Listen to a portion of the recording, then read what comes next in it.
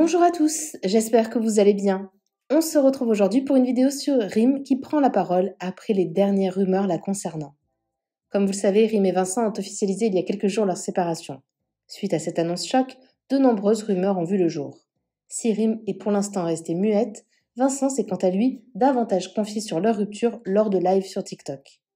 D'ailleurs, dans l'un de ses lives, il a évoqué avec Raphaël ses récents problèmes d'argent qui auraient entre autres conduit à leur séparation. Vincent admet qu'avec Rim, il s'était beaucoup éloigné dernièrement. Mais hier, le blogueur Aquababe a balancé une nouvelle bombe concernant la jeune femme. Chez Samzira, il a révélé que Rim aurait rejoint une sorte de secte pour laquelle elle dépenserait d'ailleurs plusieurs milliers d'euros chaque mois. Aquababe révèle en avoir parlé à Vincent et selon lui, il n'aurait pas du tout démenti l'information. Face à tout ça, Rim a décidé de prendre la parole via un message posté sur Instagram. Elle dément avoir trompé Vincent et avoir rejoint une secte. Elle est d'ailleurs très en colère que ce genre de rumeurs circule. Par ailleurs, Rim ne dément pas la rumeur qui a fait le plus de bruit, celle sur sa relation avec une autre femme. Pour beaucoup, en ne démentant pas, Rim confirme ainsi cette information. N'hésitez pas à vous abonner à la chaîne si ce n'est pas déjà fait et à liker et commenter cette vidéo pour me soutenir. Merci beaucoup et à très vite pour une nouvelle vidéo. Rim est-elle dans une secte ? J'ai reçu des messages d'une source il y a 2 jours. À prendre avec des pincettes, je vais enquêter en parallèle. Rim a déménagé à Bali. Elle a commencé 1 semaine après son arrivée à faire du yoga. Au début, c'était anodin, puis elle a commencé à en faire avec un groupe Kundalini. C'est sa copine Anna qui l'a entraînée.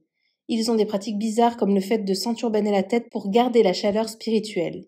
Ils récitent des textes bizarres qui s'appellent des mantras et ils s'enferment peu à peu car les autres sont considérés comme des gens avec une énergie négative qui peuvent influencer les adeptes de la secte vers leur perte. Son gourou est super connu aux États-Unis et ici à Bali. Les adeptes de la secte doivent payer des milliers d'euros pour pouvoir lui poser des questions et ils versent par mois plus de 5 000 euros au groupe des Kundalini. Ils s'enferment entre eux, s'éloignent du monde extérieur, ils essayent d'endoctriner leurs enfants pour ne former qu'un cercle, celui des élus. Anna est dedans depuis pas mal de temps aussi et leurs différents gourous les encouragent à avoir des relations ensemble car 2 adeptes forment un rayon d'onde et d'énergie positive d'après eux. Rim n'est pas très futée et elle est clairement ancrée dans la secte. C'est très proche. Il m'a clairement dit que ça fait maintenant plus de 1 mois et demi, presque 2 mois que ça va pas entre eux, que Rim depuis qu'elle est arrivée à Bali, elle a complètement changé. Ça je le dis avec des pincettes, mais elle aurait intégré une secte, qu'elle débourserait entre 5 et 8 000 euros par mois. Alors ça c'est que le témoignage de quelqu'un qui te parle, mais cette personne, elle t'a fourni des preuves. Elle m'a clairement expliqué. Après bon, il y a pas de preuves, mais sa propre mère est dans la secte. C'est pour ça que j'ai continué à parler avec elle, sinon je te dirais pas ça ici.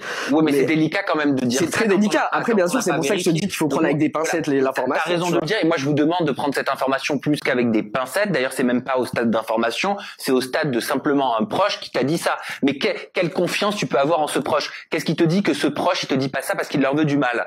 Tu vois, c'est important de dissocier le vrai du faux. Après, pour être totalement honnête avec toi, quand moi j'ai parlé avec Vincent à la sortie de mon podcast, il a pas du tout démenti. Il a pas cherché à me dire mais non, ça c'est faux, c'est pas faux. Il a clairement dit mais comment t'as su tout ça? Parce que ce qui est une secte pour quelqu'un ne l'est pas forcément pour quelqu'un d'autre. Bien sûr. Je me lèverai toujours plus haut que la veille. Personne ne sait ce qui se passe réellement chez l'autre. Je suis courageuse et je continuerai à l'être. Je crois en la vie. Bientôt j'écrirai des paroles. C'est pas le moment, c'est pas mon moment à moi, mais bientôt. Merci.